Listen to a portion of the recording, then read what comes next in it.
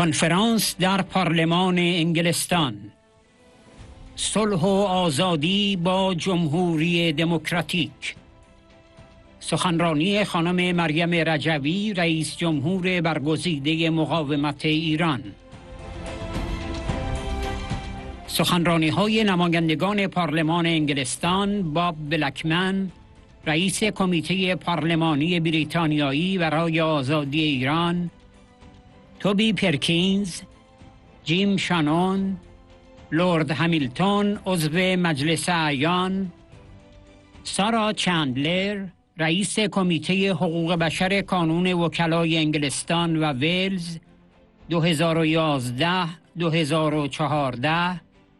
دبیر کمیسیون حقوق بشر فدراسیون کانونهای وکلای اروپا، استرون استیونسون، رابرت وارد، ماتیو گودوین، مالکوم فاولر و نمایندگان انجمنها و تشکلهای ایرانیان در انگلستان. مریم رجوی: آنچه مایه امید مردم است، چشمانداز تغییر در ایران است. قانونهای شورشی و یگانهای ارتش آزادی امید مجسم تغییر در ایرانند. به موازات اعدام و سرکوب، عامل دیگری که راهبند قیام مردم ماست، بازماندگان دیکتاتوری شاه هستند. آنها با شعارها و فعالیت‌های فاشیستی بازگشت به دیکتاتوری قبلی را تبلیغ می‌کنند. شعار ما نه شاه نه شیخ نشانه راهی است که مردم ایران را به آزادی و جمهوری دموکراتیک می‌رساند. یگانه راه تغییر در ایران سرنگونی رژیم با قیام مردمی، مقاومت سازمان یافته و ارتش آزادی بخش است. به رسمیت شناختن دولت موقت اعلام شده از سوی شورای ملی مقاومت توسط جامعه بین المللی گامی در این راستاست.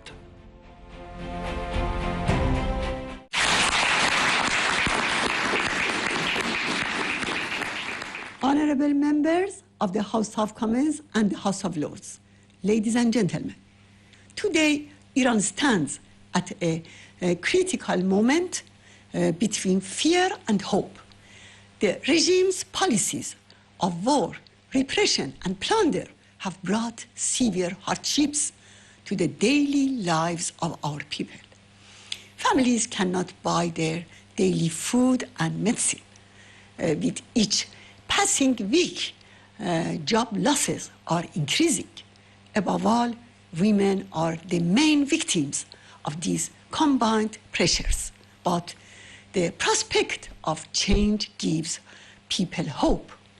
The regime is trying to prevent the collapse of repression and fear through executions, detentions, street checkpoints, and internet shutdowns. Recently, the commander of the State Security Force announced the arrest of 6,500 people, including many supporters of the People's Mujahideen Organization of Iran.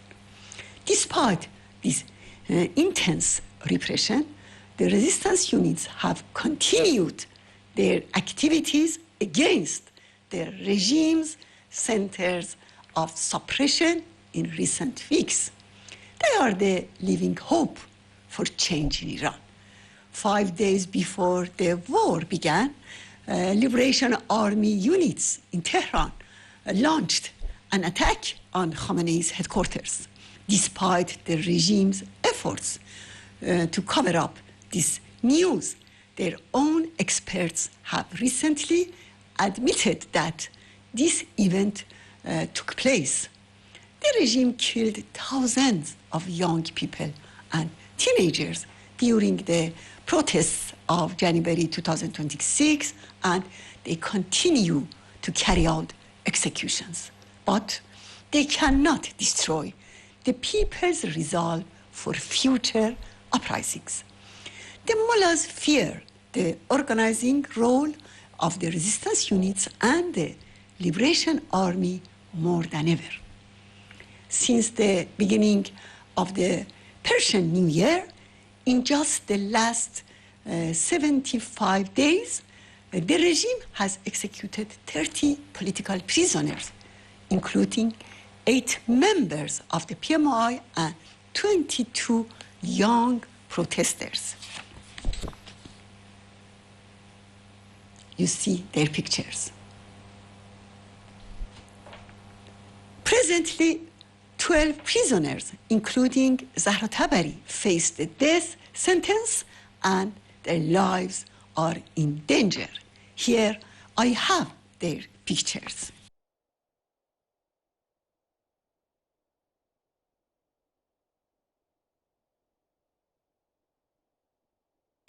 Alongside these executions and repression, there is another factor acting as an obstacle to our people's uprising, that is the remnants of the Shah's dictatorship. Through fascist slogans and activities, they promote a return to the former dictatorship. This is the biggest gift to the clerical regime aimed at undermining the freedom-loving struggle of the Iranian people.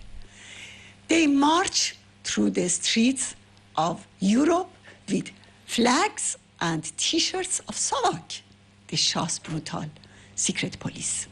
Savak tortured and killed people, and the Iranian people deeply hate them. Today, these groups even harass Iranians living abroad, including in the United Kingdom. I wish to recall the wise words of Mr. Shánón, member of Parliament. He correctly described the remnants of the old dictatorship as a wolf in sheep's clothing.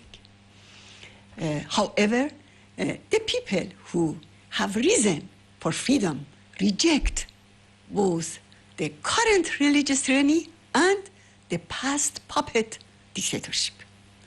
Our slogan, no to the Shah, no to the mullahs, marks the path that will lead the people of Iran to ultimate freedom and a democratic republic.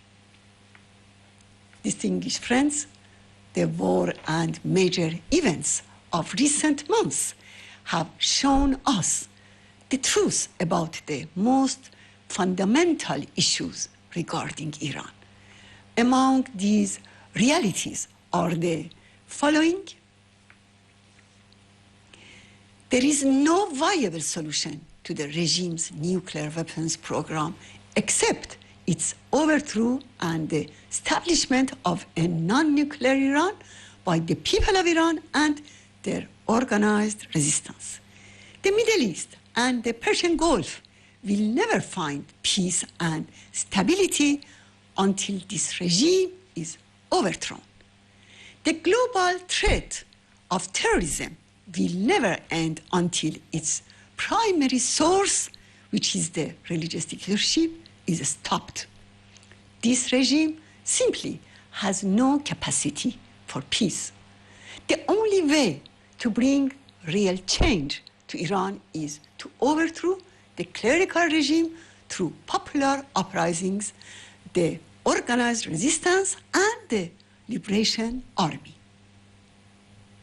Honorable dignitaries, at a time when the world faces grave security and economic challenges due to regime's ambitions to obtain nuclear weapons and its regional interventions, a firm stance against the religious fascism is essential for global peace and security. A vital step in this direction is for the international community to recognize the provisional government announced by the National Council of Resistance of Iran. Furthermore, I express my profound hope that the UK government will no longer delay the designation of the Revolutionary Guard Corps as a terrorist organization. In the meantime, silence and inaction in the face of the continuous execution of political prisoners must end. This silence and inaction only benefit a regime that stays in power through the slaughter of Iran's children. The United Kingdom is also expected to expel the regime's agents from its soil and to close all the regime's embassies and its official and unofficial centers, including those operating under religious or cultural names. Thank you all very much.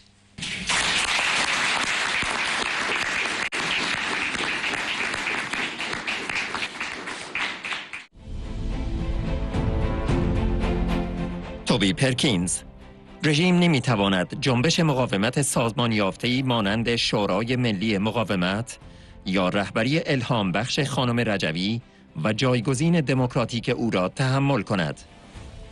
مناسبترین اقدامی که انگلستان باید در این مقطع حساس انجام دهد، به رسمیت شناختن راه حل ایرانی پیشنهادی از سوی شورای ملی مقاومت از طریق تایید و تعامل مستقیم با دولت موقت اعلام شده از سوی آن است. The things of recent years culminating in the January protests demonstrated the depth of public dissatisfaction with the regime and the Iranian people's determination to secure democratic change. Despite brutal repression, the demand for freedom has not been distinguished. We must not let the current conflict in Iran divert attention from its domestic legitimacy crisis or to create conditions under which the Iranian regime can intensify repression against its own population, especially to eliminate the organised resistance that's on the rise. Tehran seeks to portray calls for democratic change as foreign-inspired. The narrative is false. The driving force behind the protests has been Iranians, ordinary Iranians, women, students, young people, workers and members of civil society demanding fundamental rights and freedoms.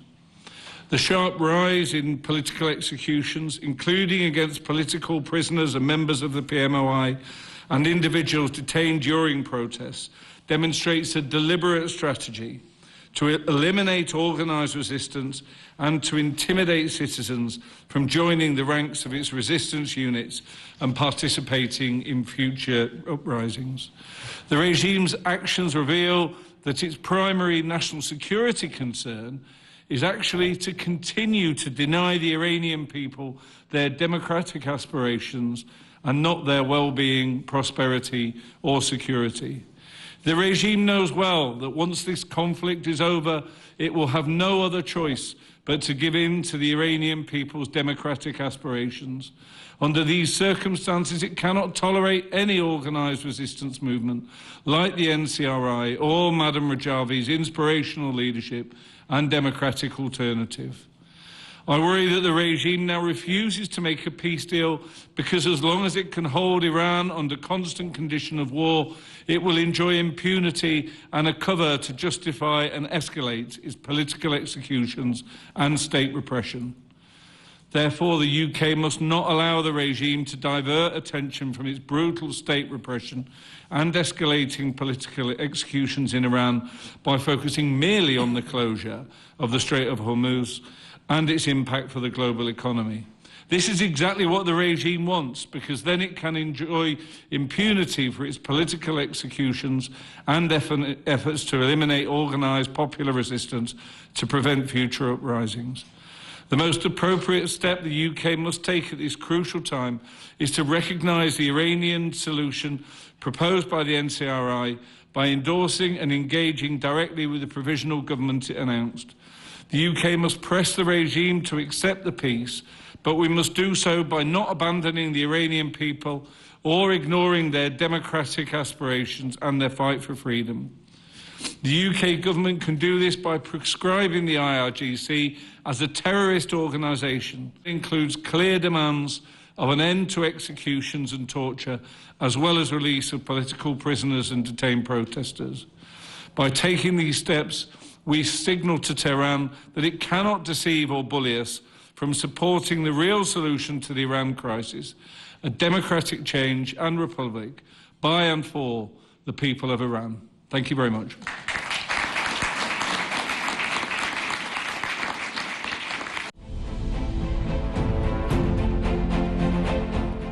بلکمن: امروز بزرگترین ترس رژیم آشکارا از قیام بعدی است. از این رو درگیری‌های جاری در خاورمیانه را فرصتی برای تشدید سرکوب و نابودی مقاومت در داخل کشور می‌داند. این هسته اصلی بحران است. دولت انگلستان باید این اقدامات را انجام دهد. به رسمیت شناختن دولت موقت شورای ملی مقاومت ایران، عمل به وعده خود برای پاسخگو کردن رژیم در قبال تروریسم و نقض شدید حقوق بشر از طریق ایجاد سازوکارهای بین المللی پاسخگویی. پسر شاه مخلوع تلاش کرده از دهه‌ها فداکاری مردم ایران سوء استفاده کند. برخی از حامیان او تا آنجا پیش رفتند که آشکارا از بازگشت ساواک تمجید می کنند. Colleagues and friends in the Anglo-Iranian community and the NCRI, it's my pleasure to join you for another discussion on Iran, the UK response to state repression and how we support the Iranian people in their struggle for a democratic republic. As has been said, Iran stands at a crossroads, as the title of today's session intends. And I agree with Madam Rajavi's assessment. The regime's main battle is not against the West, although that is, of course, serious, but is against the Iranian people and their aspirations. Today, the regime's greatest fear is obviously the next uprising. It therefore views the ongoing conflict in the Middle East as an opportunity to intensify the repression and eliminate the resistance at home, just as it did during the 1980s. That's the heart of the crisis.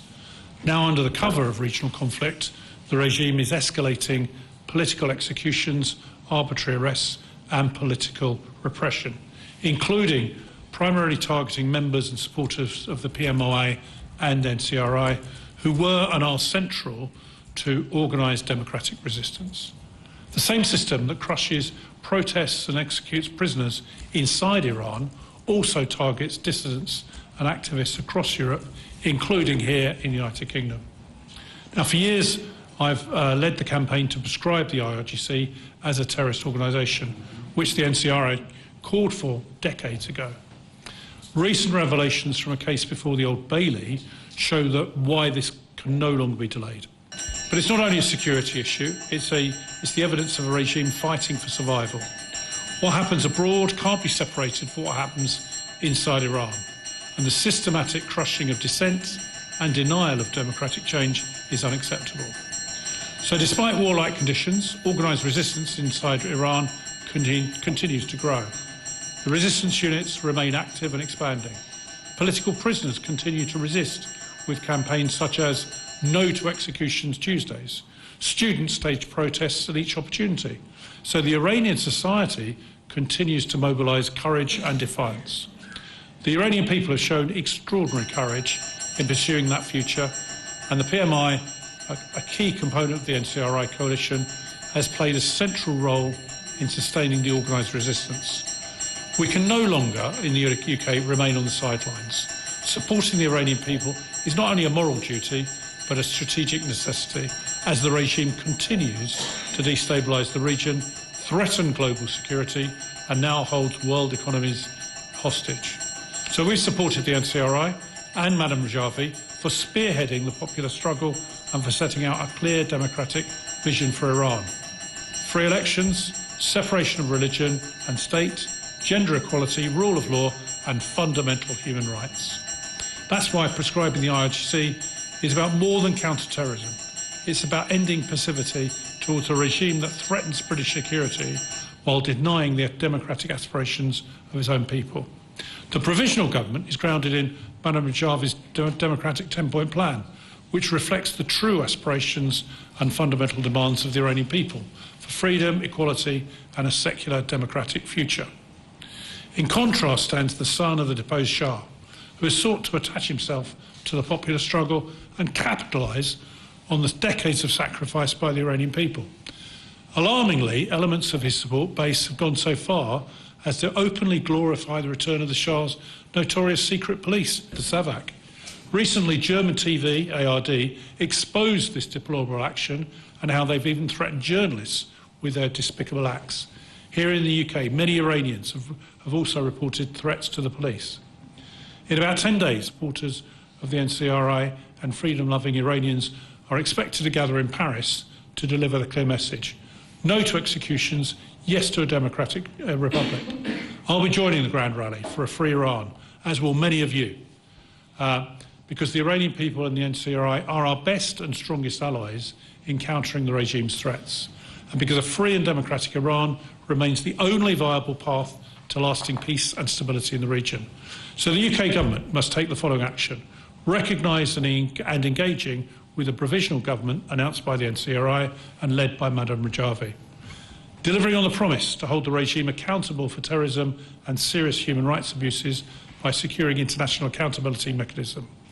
Intervening with allies to save the lives of political prisoners and protesters currently on death row, and securing their immediate release and ending executions in Iran by putting pressure on the regime and making any future relations conditional upon verifiable implementation of these steps. So with these steps, the UK will help create the conditions for the Iranian people and their resistance to successfully establish the democratic republic for which we're all fighting. And I'm pleased to say that more than 30 religious leaders from across the UK and Europe have signed an important statement, which I will just read out. These individuals have signed the joint statement condemning the escalating wave of political executions in Iran, denouncing the persecution of religious minorities, expressing their support for the major international gathering in Paris on the 20th of June. The signatories include archbishops, bishops, deans, archdeacons and rabbis. They've all united in an exceptional expression of interfaith solidarity with the Iranian people. They call on the international community to take urgent action to halt executions, defend freedom of religion and belief, and support the Iranian people's aspiration for democracy, human rights and freedom. That's to be welcome.